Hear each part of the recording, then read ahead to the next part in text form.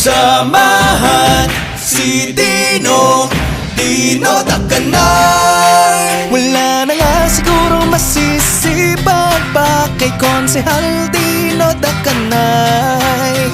Talagang sinasapuso ang paglilingkod, ganyan si Dino Dakanay. Dinobleng serbisyo para sa gimba, diretsong serbisyo hatid ni Dino. Konsehal Dino, Konsehal Dino,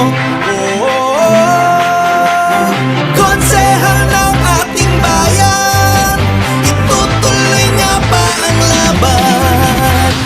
Samahan si Dino Dakanay.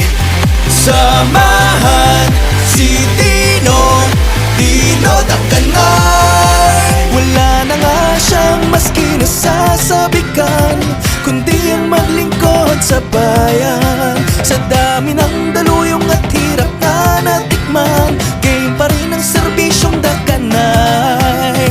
Dinobleng serbisyo para sa gimba,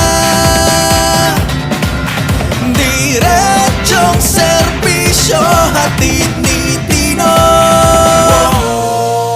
Konsehal Dino, Konsehal Dino, Konsehal ng ating bayan, itutuloy niya pa ang laban. Samahan si Dino Dakanay. Samahan si Dino Dakanay.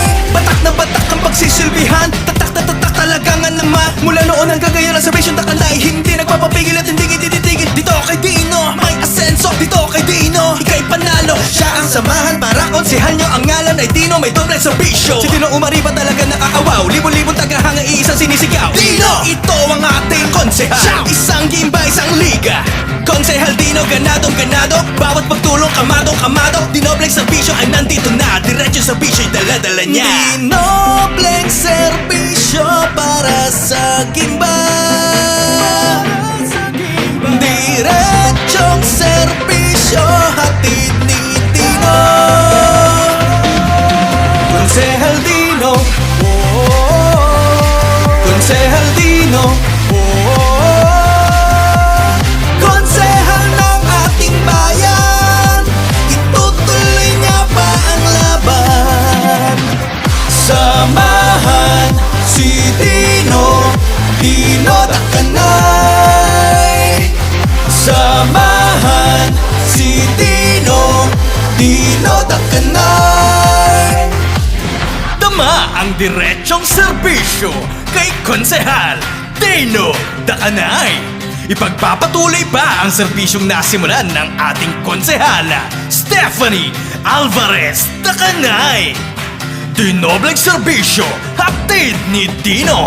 Serbisyong Dakanay, serbisyong walang humpay.